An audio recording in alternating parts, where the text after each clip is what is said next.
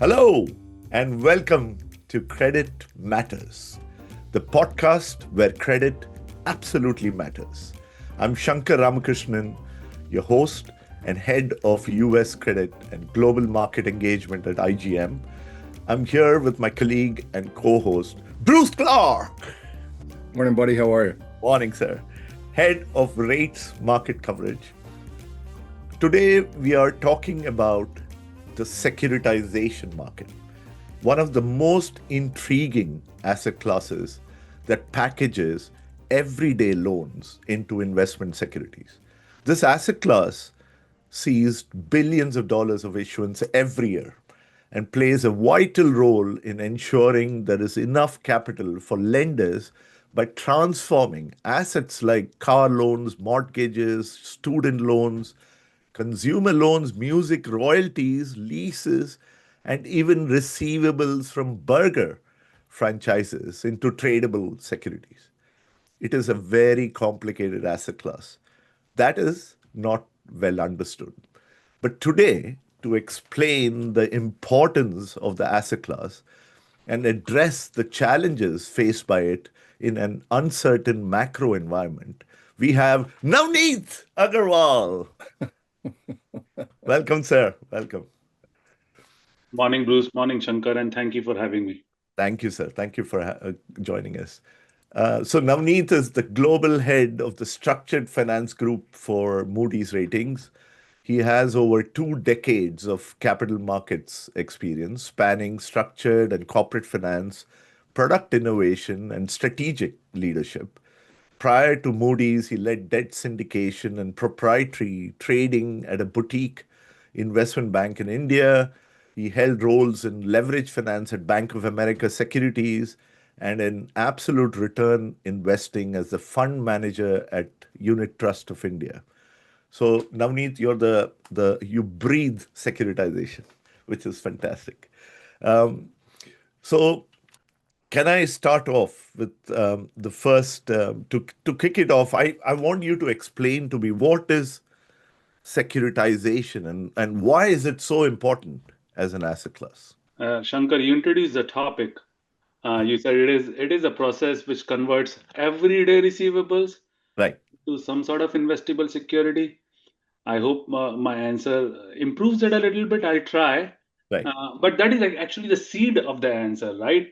yeah, Securitization in its basic form is taking future cash flows that are occurring over a period of time, right, and converting them into issuable securities right now. So essentially, a lender is monetizing the value of future cash flows. right, Now, let me illustrate that with an example what a future cash flow might be and what could be components of that future cash flow. And essentially, I'm going to talk about two components of that cash flow: the cash itself and the intrinsic value of the asset. And you mentioned various use cases, and I'm going to pick on the car loan part of it. right, So let's say a borrower goes into a car dealership, wants to buy a car, wants to do so by taking a loan. The borrower takes a loan, the lender makes the loan. Borrower is going to make monthly payment for the interest and principal payment of that loan. right, Lender is going to collect that monthly payment. So lender has two options: make that loan, keep the loan on the balance sheet, and then receive that cash flow over next 3, 4, 5, 6 years, whatever the tenure of the loan is, right, or take thousands of such loan, right, pool them into what is called a collateral pool, and use that as the economic asset base for as a collateral base to issue security against that, to borrow against that. right, So that's like you are monetizing the cash flows. And I said I'll talk about two aspects. There is a second aspect.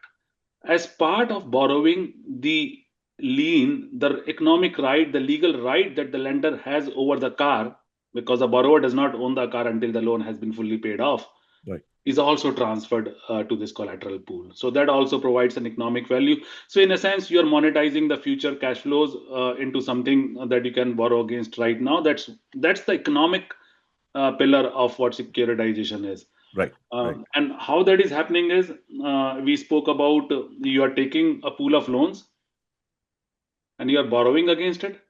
But truly speaking, the lender is not borrowing. Lender needs to transfer this pool to what is called a special purpose entity Right. or a special purpose vehicle. And to do that, you need to achieve what's legally called true sale. And we're not going to get into the detail. Right. It is a very critical component. Securitization has three concepts, three simple concepts that make it work. One of them is legal sale.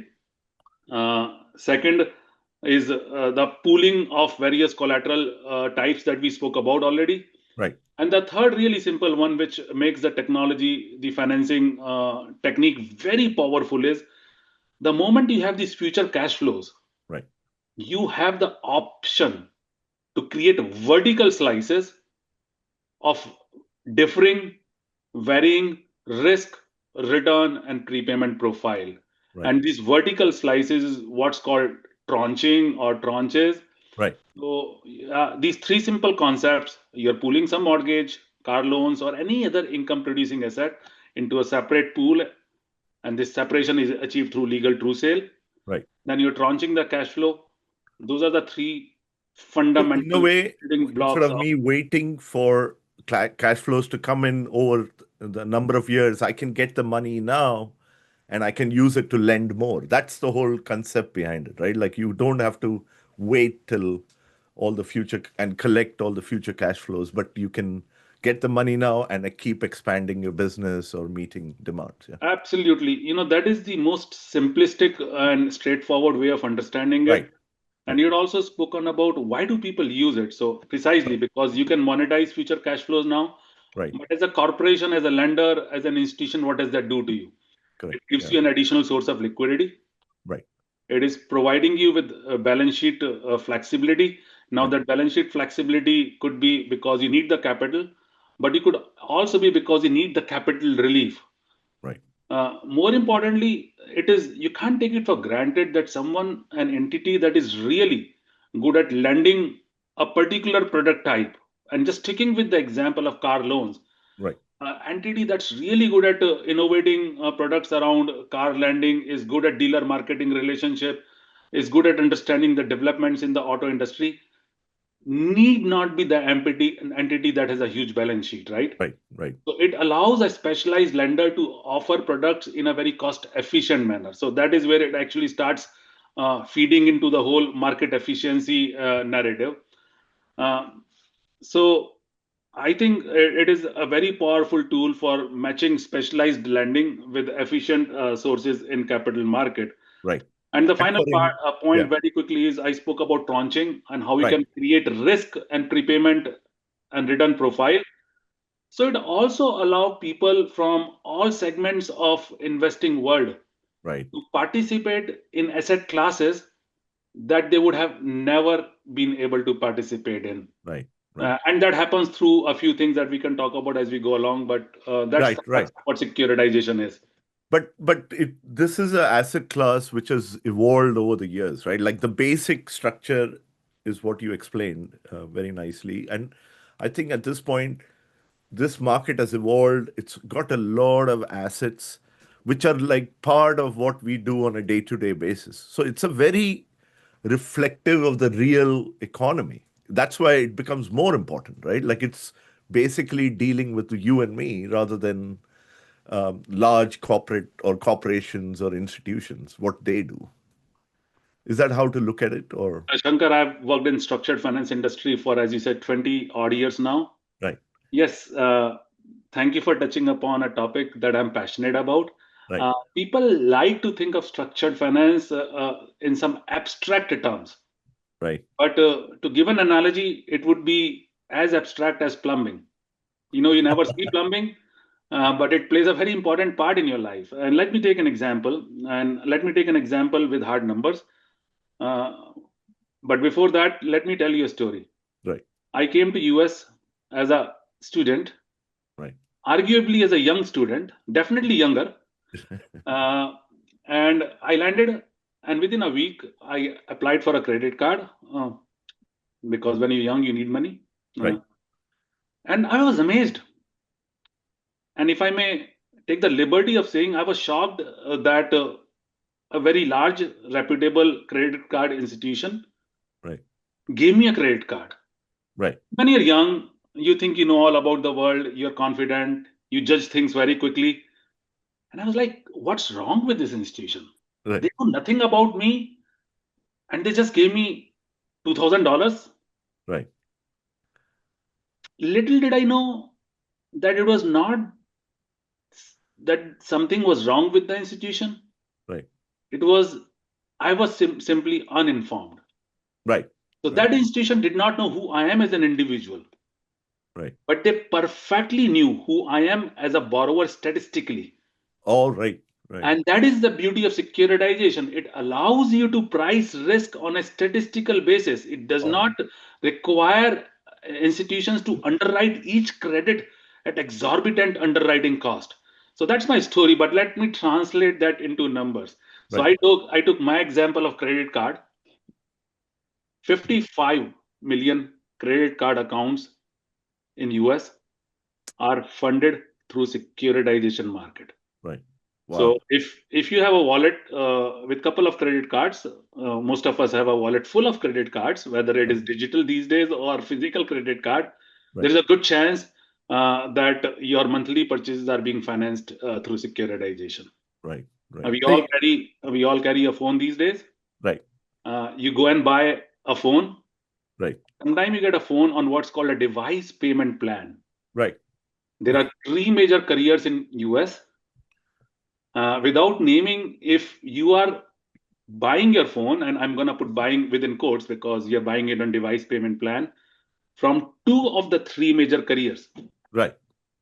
there's a good chance your phone is financed through securitization market because 60 million devices, and that could be phones as well as tablets, are funded through securitization market. So it's really Wow. real. And we spoke about car loans in 2025 alone.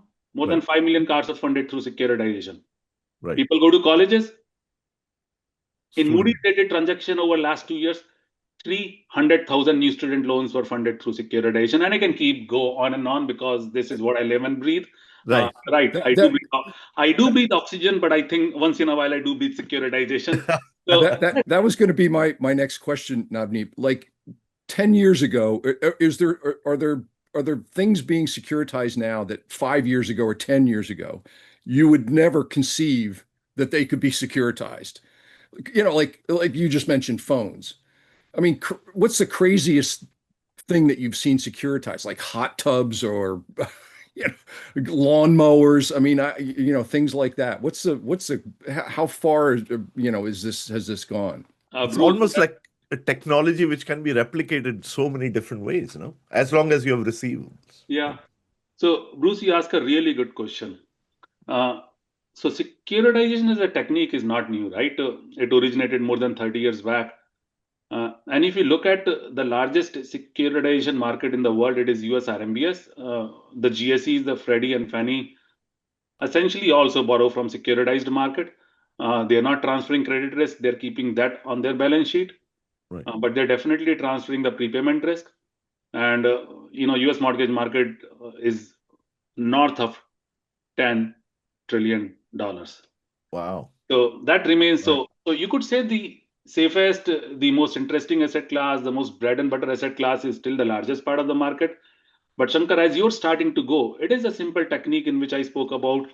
You have future cash flows, uh, which have some statistical properties that can be measured.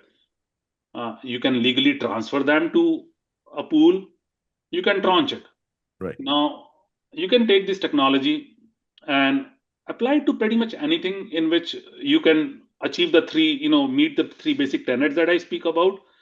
On top of that, you need to achieve a couple of more things, and that's where we get deeper into, the specialized. And Shankar used the word, what was the word that he used for securitization? Complex. I use specialized. Uh, Right. because you can call car a very complex piece of machinery. I just think it's very easy for a car mechanic to understand what it is. So Right. complex is a matter of choice. So once you take that technology, you apply it, there are a couple of other things that need to happen. Now, I took an example of car loan and mortgages. When you transfer that, the information transmission mechanism, the transaction chain, has to work in a manner that the ultimate investor does not have to dive deep into underwriting each loan, Right. or personally go and service that loan, or personally worry about what's happening with each individual loan. So, for lack of a better word, to keep it simple, the information that is transmitted, which basically communicates the risk that is being transferred, should be flattened, should be standardized, should be made transparent to a point that essentially the underwriting that you're not doing in the front end, you end up doing in the back end, right? That should not happen. Otherwise, the risk transmission becomes Right. inefficient. So that is a critical part. You can call it information standardization. You can call it symmetry. You can call it, governance, information governance. And information governance leads to second part, governance of the transaction chain itself. Who is going to service the asset? Right. Is that going to be serviced to some standard uh, that investors understand? And now let me make that servicing, it's again, it may be perceived as a complex word if you don't live and breathe it, but it's really simple. In the example that I took about car loans, someone still needs to collect the monthly payment from that borrower, Right. deposit into a bank account, transfer it to the special purpose vehicle that we spoke about, Right. that goes to a trustee. Then Right. we spoke about varying degree of risk, return, and prepayment profile that are achieved through vertical slices called tranches. Then someone needs to decide which tranche gets how much money. So Right. all that transaction governance mechanism needs to exist. Now, the moment you can satisfy all of the above on any given asset class, in theory, it can be securitized. Right. So the next layer of specialist complexity or operational difficulty comes in place. You spoke about music royalty, so the servicing tends to be a little more complex. Right. But you're right, the asset class definition that we are seeing in securitized world, if you take a very long horizon, has exploded. Right. Name it. I spoke about device payment plan. The Right. aircrafts that you fly, the leases have been securitized. Right. By the way, sticking with just the phone example, every time you make a call, the signal is pinging off a cell tower. Right. The revenue from those cell towers has been securitized. Wow. Yeah. Right. Uh, Equipment leases have been securitized. So yes, Right. Bruce, I couldn't agree more with you. The use case is expanding every single day. Yeah. Which is the wildest thing you've seen so far? Like, is there anything which has been completely extraordinary? See, it becomes a really, really difficult question to answer, Right. simply because in financial markets, like any other asset markets, uh, every risk is right at a certain price. Of course, Right. I'm presuming that the governance exists, underwriting was good faith, Right. there is no bad actor in the chain, because something that is worthless is literally worthless. Right. Uh, but Wildest becomes difficult. But we look at, you spoke about uh, royalty from burger franchises being securitized. Right. That's not wild at all. Right. That's actually very business as usual right now. Having said that, within that asset class, we do look at ideas once in a while in which someone is looking at a business that exists. They are trying to securitize the next 20 years of revenue flow. It's Right. not, the idea itself is not wild, but Right. how sometimes they price that revenue stream, Right. the projections within that revenue stream could be something that we could have a differing view on. Right. So I don't think I see a lot of things that are wild to begin with, Right. but I think I often see things in which our view Right. Right. on the economic value of what is being presented to us is wildly different from what some originators think it is. And Right. that dialogue is taking place every single day with hundreds of analysts around the globe. And that's the bread and butter, that's the core of our business, to come to a reasonable, grounded in methodologies, transparent and rigorous view Right. on what is the value of something that is being presented to us. So actually, Navneet, one more thing I wanted to say, the way you explained how this whole market works and what are the things or the steps or the structure needed to get deals done, it is not something, it is so heavily scrutinized. in that sense, right? And there is a lot of sophistication in this market. So is it an asset class that every issuer can get up and do it? Like, do you need some level of sophistication, understanding to do a securitization trade? And also, do you need some level of sophistication and understanding to buy these tranches? Like, it doesn't sound like a normal thing, like a simple bond, for instance, right? It's a, it's got a lot of different layers to it. Shankar, I think I understand the question, but if you could help me understand what do you Right. mean by simple bond? Right. So I mean like a corporate bond issue. But yeah, I know there is nothing simple in these markets, but that's a good point. There is But nothing simple in any market. Let me take a simple example. I think it's fair to say that a reasonable swath of humanity knows how to ride a bicycle, right, but until you ride a bicycle, it's not simple, right? I mean, you do break sometime a bone once in a while. So I completely understand what you're saying, and yes, it is a specialized asset class within the specialized world of finance, right? right, Even to issue a general corporate bond, you know, CFO is not something that everyone can become. right, right, So one could make a case that even issuing a corporate bond is a highly specialized science and art. right, Within that, yes, structured finance takes it in a slightly different dimension because the level of legal analysis involved. I spoke about true sale, right, separating the assets from the general balance sheet of the issuer is something that you need to understand deeply. right, And then when I spoke about creating tranches with varying risk, return, and prepayment profile, right, that by itself means that the buyer is someone who can articulate what their goals are with respect to these three dimensions: risk, return, and prepayment. right, And on top of articulation, hopefully now you can measure it to a point that what you're buying is a good match for your risk appetite. right, So yes, you do need to study a little bit more than a general corporate bond, right, or more is probably also a wrong word, but slightly different. It's a specialization, right, right. but something that grows on you, and then you stop considering it complex or intriguing or different. It's like I can't be a journalist. I can't do what you're doing, but I suspect you call your job pretty easy and par for the day. Oh, I hope so. I try.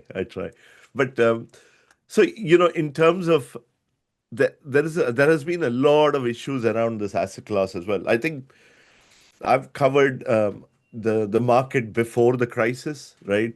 Before the subprime crisis. So I'm pretty old, but that time the market was. I thought a lot of the banks used to spend a lot of time trying to educate people about what they are actually buying or what that asset class is about. And now after that, and I saw a lot of reports which are like completely misunderstood what actually happened. There are some very good reports, there are some bad reports. But then we also had, I think last year, there was a fraud case in this sector as well, which affected the sector. Like, how does this market move beyond all that? Like, is there like some changes?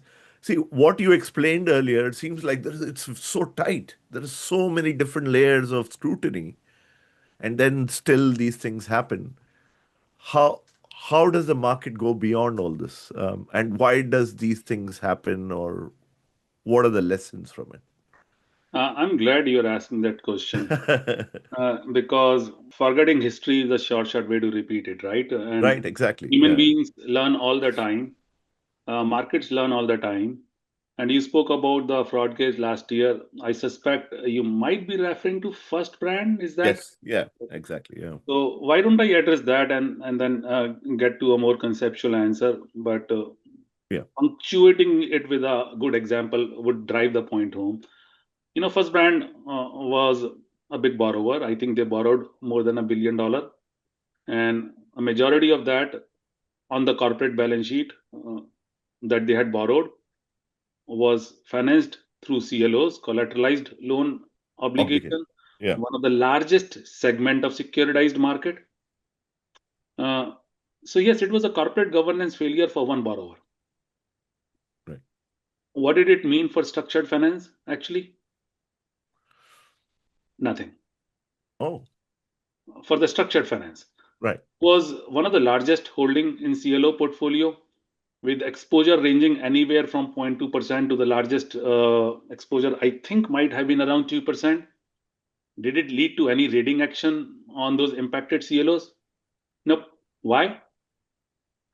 Simply because CLOs are diversified vehicles, and they're diversified by design to actually protect against risk like this. Oh, right. So that is the short answer on securitized product market. But on the broader market, because yes, First Brand was a corporate name, right? Right. If you go look at the rating of First Brand, actually quite some time before they defaulted, or immediately before they defaulted, they were deep in speculative grade territory. Right. Right. So in that sense, did they achieve a risk profile understanding that was inconsistent with who they were as an organization? The answer is no.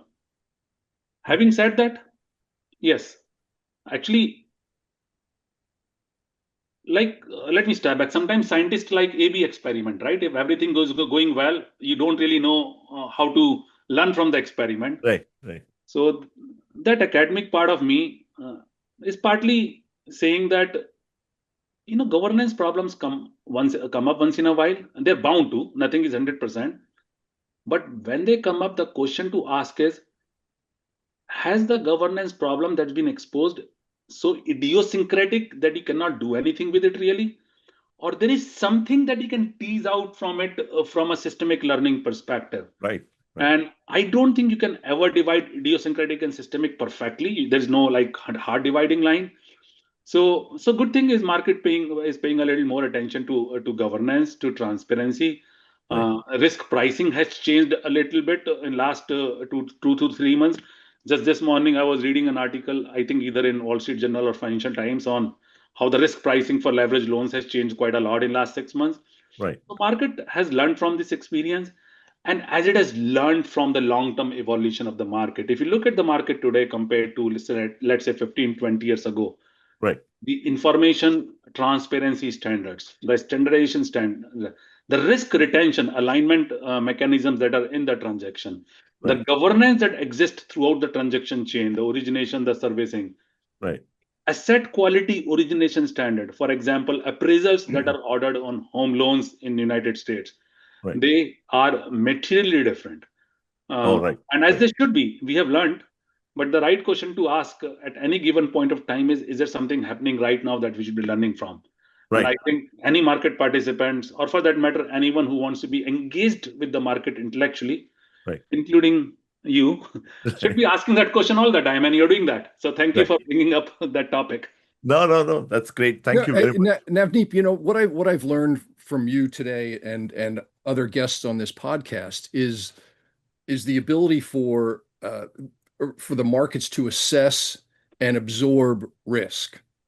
Right. Which is for me as a trader. Okay, when I see a First Brands, or when I see some of these private credit funds gating, the first thing I think of is, there's never only one cockroach.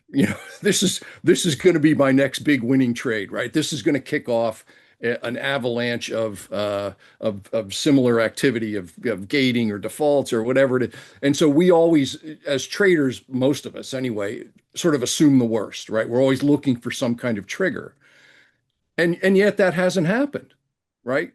Going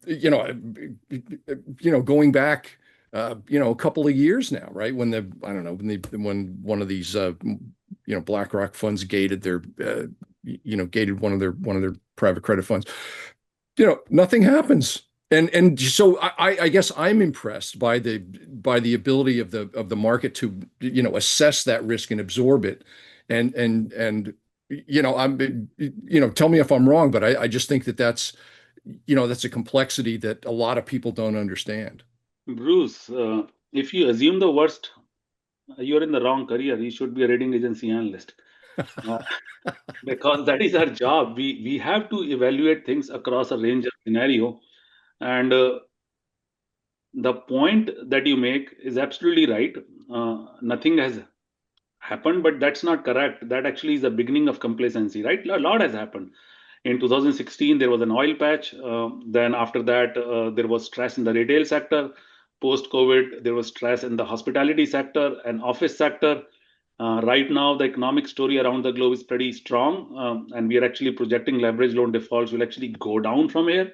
But having said that, it's not a uniform story. Consumers are K-shaped. There's a bifurcation. The top 20% of consumers are spending 40% of all discretionary income. Top 20% of households have 70% of investable assets. The bottom 10% of consumers are spending of double of what they earn. So it's not that nothing is happening. There is always something happening, and that's where the specialized part comes in. You need to dive deeper. Having said that, yes, market is becoming very adept at pricing the risk, understanding the risk, and actually, the more they understand, and the more some of these mini stresses that take place, that allows them to better assess what could happen. And earlier, Right. you spoke about what are some of the new asset classes, and we didn't get to it. But as the market becomes more adept at pricing cash flows and risk, that actually keeps expanding the use case for structured finance in a way that makes it more tangible and beneficial for, if I may take the stand of humanity is large, right? Just last week, or maybe even this week, we rated the second transaction on emerging market bonds issued by IFC, World Bank. It's an Right. arm of World Bank. It's a World Bank Group company.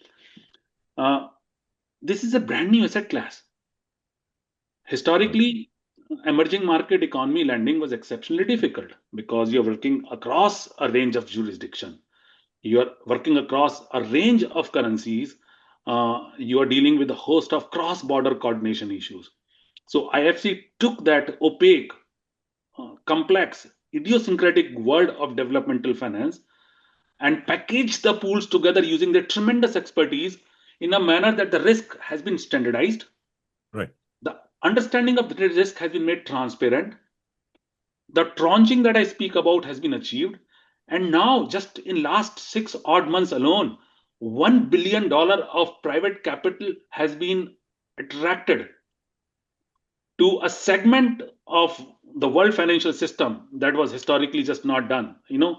So yes, So better understanding of risk is allowing this, yeah, yeah, in I the mean, and sense better of understanding of risk and the fact that these mini stresses that take place, and you used a word that's coming from one particular interview with one particular individual. right. But I think these occurrences actually, one, are critical reminder for us to keep learning from market, but also they, if I make a counter intuitive point, they also spur innovation because they allow us to better measure risk, right? Right. Right. And that's just not, I mean, there are other examples of some very interesting transactions that have taken place in recent past. I say that in the context of a lot of macro commentators that you read in the news, they're they're they're very dismissive and say, let's take hyperscaler investment.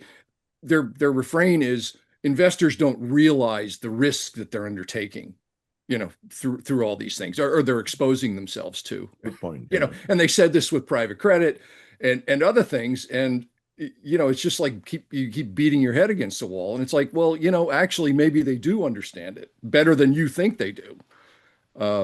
So, that's my takeaway from what I hear you saying today, and what our other guests have said about various other segments of the credit sector. And the other thing, Navneet, is that I always felt that the understanding of the risk and how even rating agencies look at the risk and in line with the market and how they do it. I think some of the stuff where people talk about rating transitions, right? Like they say, oh, why is this not getting downgraded immediately? Because something else has happened somewhere. That's a tough position to be in because as far as I can understand, I think ratings are based on a deep dive analysis of things which are going to happen for a long term. You can't be changing ratings at the drop of a hat, correct? Is that how it works? Or Well, you are referring to an important question as to what is rating, right? right, Now, rating is a measurement of credit risk on a 20 plus, there are more than 20 symbols. So we are taking the risk and assigning one of the 20 plus symbols. Ratings are not a reflection of market risk.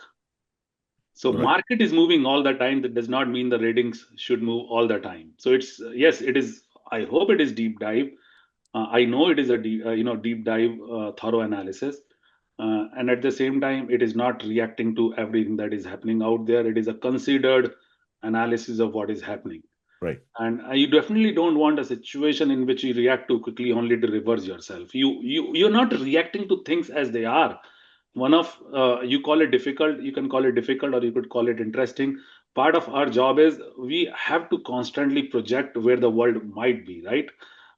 right, I don't want to think we are Wayne Gretzky of hockey, but his favorite phrase was where every player is focused on where the puck is. I am focused on where the puck is going. So something like that. We right, can't just look at where the economic variables are right now. right, We have to project those economic variables. And the second part of that statement, rating should change, is sometime that is sometime I want to be cheap and I want to pay not the top price and I want my product to be top quality. Now, I'm not implying that someone is being cheap or costly, but the point is sometimes there's a disconnect between what is very well understood meaning of ratings institutionally right, and the market imputing a meaning that is inconsistent with that risk profile. And we spoke about first brand, right? At its right, peak, it was rated single B. It was right, not BA, it was not BAA. right, right, right, Single B corporates once in a while are bound to default. So right. so so anyway, that's again thoroughly understanding the meaning of rating. I also wanted to, since Bruce also mentioned this, so about this whole AI infrastructure build, I think securitization market is also playing a big role in this, right? It's not just huge bonds and big loans, but they are a lot of that funding in AI is also going through the securitization markets, right? In different ways. Listen, absolutely. We spoke about and you actually use that, right? I mean, it is a technology Right, that can be applied to a lot of use cases. Uh, right, and data center is definitely one interesting. And we're gonna go down the use cases of interesting. So I'll make it two, better than one. You asked one, I'll give you two. Yes, securitized finance is playing a significant role in build out of data centers. Over last 2 years, approximately $30 billion of data center build out has been financed through securitized world, right, and that includes all kind of or both the kinds of data centers. Bruce, you spoke about hyperscale, but if you look at the data centers that are being financed through securitized product market, it's probably equally split between hyperscale and co-location. So yes, Securitize again is a technology that can be applied to many things, including data center. Uh, and if I want to extend it to keep completing my answer to the initial question from Bruce, right, what are some of the very interesting use cases? Digital right, connectivity, the phone, the cell tower, data center are definitely part of it. And just this week or last week, we rated another transaction that's very interesting, right? In that, one insurer in Germany right. took a single event, catastrophic risk, cat risk, and transferred the risk using securitized technology. Oh, right. Now, that kind of securitization goes by many names. You can call it cat bond, you can call it insurance linked securitization, you can call it a natural occurrence risk transfer. So, yeah, securitized finance is pretty much touching every part of your life. The Right. insurance that you buy, the phone that you use, the car that you drive, the education that got you here, the house that you live in, uh, Everything. Yeah. the Now, aeroplanes that you fly. Navneet, how is the Iran war changing the landscape in securitization or the outlook, yeah, for you as a rater? Listen, Iran war is what you would call a macro shock, right? So it is changing our projections of some key variables. So last month we actually updated our projection to say that we do not expect a speedy resolution to this stalemate, and it is going to be prolonged till late fall or end of this year. And the most prominent impact is on world trade, Right. energy Right. shock, Right. and inflation. Right. Okay. So, from my vantage point, the part that I pay the most attention to is inflation, because inflation is what is going to feed through the health of consumer economy. Right. I already spoke about there is a bifurcation in consumers. The top 20% are pretty insulated. They also are benefiting from wealth effect of robust equity markets. The bottom 10-20% is are really stretched. So to the extent inflation ends up being elevated, which it is right now, and sticky at the same time, you are going to see an increased stress in subprime consumer segment, and it has already been under stress. If you Right. look at last year's trajectory, subprime borrowers have been defaulting at a slightly elevated pace compared to their historical levels. Right. So losses in subprime auto pool, for example, run anywhere from 14 to 16% on a lifetime basis. Right. And whereas the losses in prime auto pools run less than half a percentage points. So Wow. subprime defaults are at an elevated level and they could become slightly higher. But Mhm. even prime borrowers that I'm claiming are safer, they definitely are safer, but they are showing stress, and the delinquency in even prime borrower pools is going up. If we were to, take a magnifying glass and dive deep into the details. But does that mean big losses for investors who buy these securities, or how do you see them? Or is it dispersed? The risk is dispersed. Well, I spoke about tranching, right? Right. So I spoke about 14, 15 losses in prime auto, Right. subprime auto. The losses by themselves, Right. I mean, these level of losses by themselves would not even impact something that is rated BA or even single B. So, I mean, that's where the risk, that's where the technology comes in. Right. And if you look at the prime losses, prime auto sector, I don't think I can even think of a significant downgrade, forget a loss. And we already spoke about CLO securities, right? Right. There is First Brand, and there have been a couple of other. I mean, there are always defaults in leverage loans. Right. First Brand just happened to be a headline case, and I don't think I can think of a single security for a long time, decade plus, that has taken a loss at any rating level, not even Right. investment grade, even below investment grade. So yes, collateral losses are likely to react to any increase in macro stress. Right. How that translates into outcome for people who are holding rated bond is very distinct from an increase in the collateral losses. Right. So, but what are the red flags then, yeah, Navneet? We talk to everyone. Everyone is talking about how great the markets are. I think, do you see any red flags out of this? Serious red flags I'm talking about. Is there like, should we be worried about a contagion? There is, or some kind of reversal or a correction in the market because of all these prolonged conflicts or inflationary impact of it? I think both of you already have spoken about them, right? I mean, a red flag is, you're implying red flag is something that's like prominent binary event. The world of finance risk emerges in two distinct manner, right? We already have spoken about how the world is bifurcated.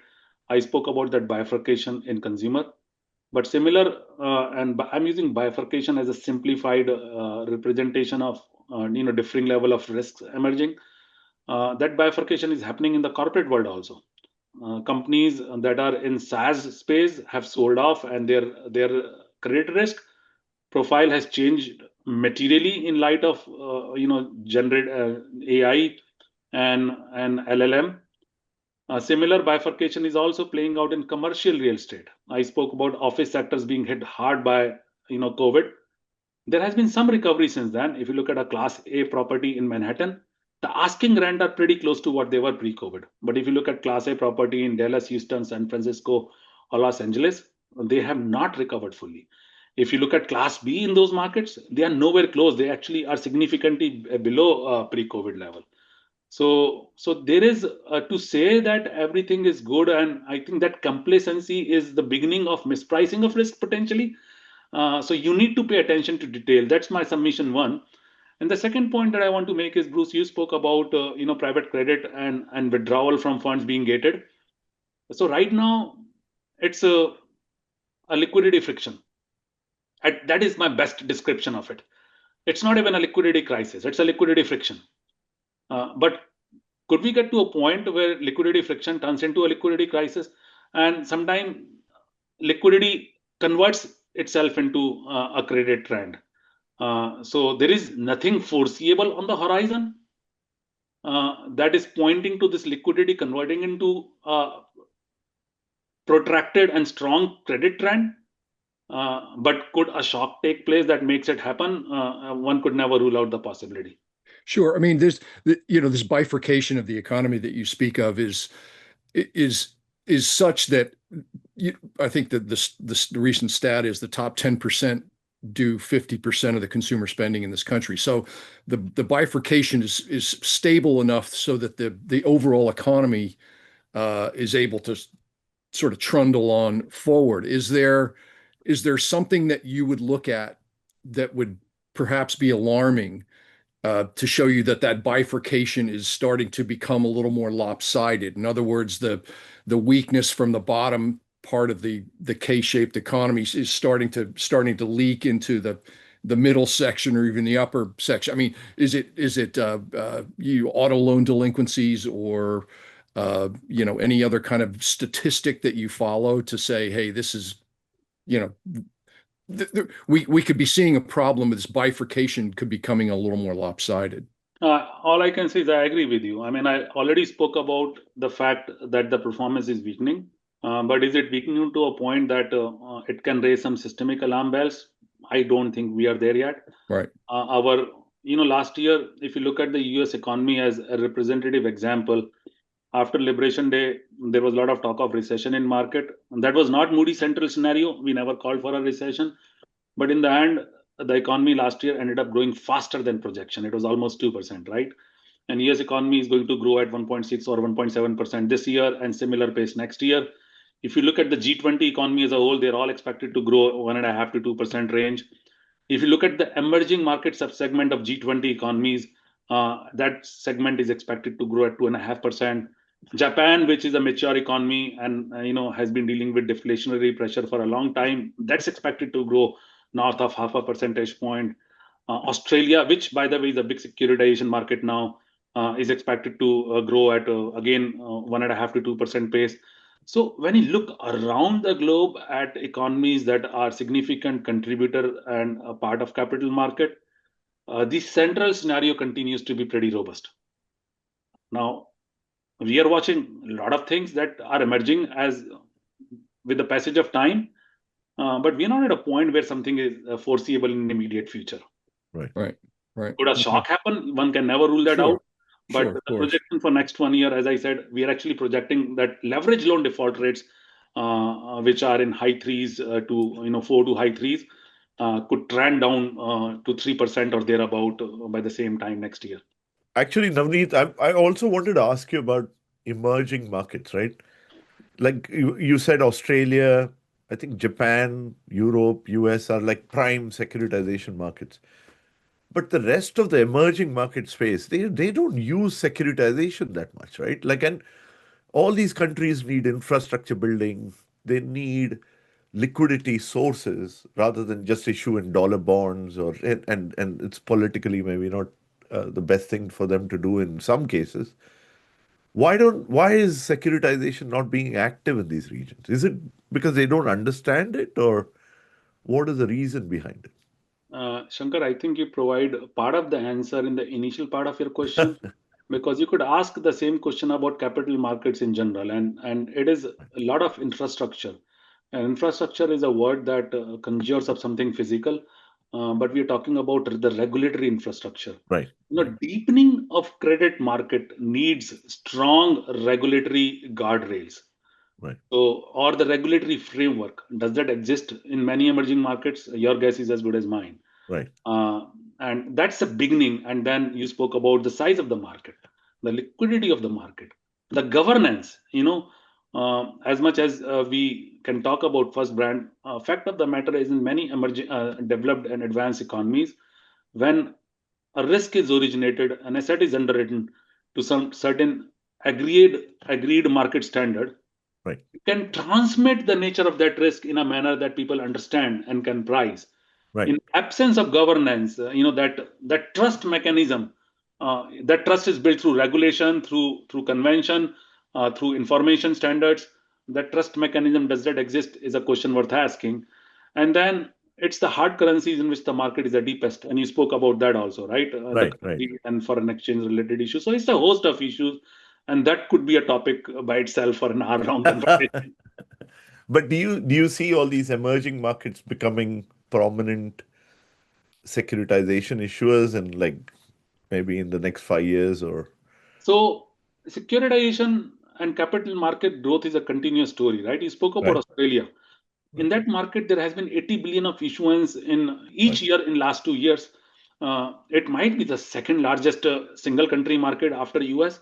But when you look at 80 billion of issuance, it is even more remarkable right, when you take into account Australia's population of 25, 26 million people, right? right, right, So, Australia has grown a lot. Granted, you may not call it an emerging market, but it's a new market and a growing market in structured finance. Japan, it's a mature economy, but its usage of structured finance has been growing in both ABS and RMBS. And then there are markets in Asia, Korea, Taiwan, even Malaysia. India has a huge domestic securitization market now. That's something that did not exist 10, 15 years ago. So right. yes, as the market matures, the regulatory framework evolves, information standards become better understood. It is the use case geographically is increasing. So this is a question we ask all our guests here, but like how does a person who's now in the college studying for finance become Navneet Agarwal? What are the steps he or she needs to take and and and reach where you are to have a career like this? I hope you're talking of a college kid who's slightly more ambitious than that, because that is not a good dream to have. And if I told you that I was in college hoping to become a rating analyst or a structured finance analyst someday, that would just not be the truth, right? I Right, mean, I have two boys, college age boys. So the question that you're asking is, what do you do? right, My simple answer is, what do you do? First thing all of us should do, and I am not claiming I do it all the time. Whatever is in front of you, apply yourself fully. right, Try to engage, right? Because you don't know where the world is gonna go, Shankar. right. Exactly. Uh, Yeah. right? So you have to apply yourself fully. You have to engage with the world, real world. Don't be abstract. Right, And I think when I look at my boys and younger generation, the number one need is to basically be engaged fully. I mean, if you do that, right, you and when I say engage fully, it's hard work. right, Uh, it's being receptive to learning. right. It's taking some risks, right? I mean, being uncomfortable with how the world is. If you're in college, going out and saying hello to strangers and just not existing within the world confines of your social media friends. When I look at the world, try to be really good at what you do. Right, Try right, to be engaged, and then third and final thing is find a project in which you are trying to solve some real world problem. right, Because what's going to happen is knowledge is getting democratized at a rate faster than ever. right, But right, how we apply that knowledge right. is where the value add has always been and would remain to be. So I really don't know how I can answer your question. But No, no, coming back, that's I do hope that they're trying to do better than I have done. oh, And the world would change a lot, and I'm sure they'll end up doing. I can almost guarantee that they'll end up doing something different. right. No, but when you said real world application, I think securitization in a way was used to also securitize microfinance, for example. That's a real world application, right? Like it's helping the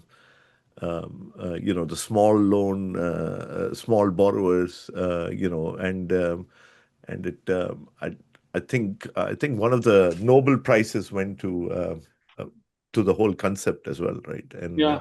So coming back to you, this young people, if you truly want to work in finance Right. or in structured finance, or for that matter, any other career, as a young Right. person, you would want to test your interest, right? Yeah. And that goes back to my point. Do a project, find a mentor who works in that industry, Right. try to get an internship, and ask yourself, are you getting into this field because you truly think you can be the best? Now, that does not mean you'll end up being the best. But if you don't have that ambition, I worked 20 plus years, 25, Right. it'll become boring. You're not I agree. likely to succeed. So first thing, you have to learn about finance if that's what you want to do. Right. You have to understand why that appeals to you, and as you are saying, it might appeal to you because it has the power to transform the world to be a better place. Microfinance and other use cases that we spoke about, Right. that could be your driving factor. Your driving factor could be you really enjoy working with people. Right. Mm, Finance is a lot, people think of it as a dollar signs and number game. Right. It's essentially working with people, and then yes, dollar signs and number games and quantitative skills are facilitator. Right. So it could be the skill set that you bring to the table that excites you. It could be the fact that you get up every morning and read about finance, and that makes it uh, uh, makes you feel like going, about your day and motivated about your day. Right. So it could be a host of reasons, but you would want to test your hypothesis and learn a lot more about any field that you're interested in. Great. Thank you. And do you think this whole AI disruption everyone talks about, does that affect rating agency work? How does that affect rating agency work? Well, we are like any other business, we are doing our best to adapt it, right? Right. Because like any other technology in its simplest form, it has the potential to amplify Right. the impact that I bring to my work, right? My father's generation had a typist pool. Right. We don't. Right. So technology just moves one way and it increases our productivity and amplification. And that's like my short and sweet answer. So yes, we are trying Right. to adopt it in many facets of what we do. Right. The view to amplify the impact of our work in its precision, in the insights that we bring to market, being able to see patterns that an average human would not see or will take very long time to see. So Correct. Yeah. developing those kind of insights and making our credit analysis better is something that we're deeply passionate about. Fantastic, Navneet. Actually, that's all we have time for. But this is I learned a lot today, and it was one of the most interesting conversations we have had in these podcasts. So thank you very much for that, and thank you thank for you, joining Navneet. us. Yep. Shankar and Bruce, thank you so much It was for having terrific. Thanks so much. Thank you, sir. And thank you all for listening to us. Subscribe to Credit Matters because it absolutely does. On YouTube, Spotify, Apple, or wherever you get your podcasts. And tune in next week when we dig into the latest credit events and have another fantastic guest. If you want to receive real time reports and market data, you can request a free trial of IGM services. The link is in the show notes. Thank you again, Navneet, and have a nice weekend. Thanks, everybody. Have a Thank good you. weekend. Yeah. Thank Bye. you, sir.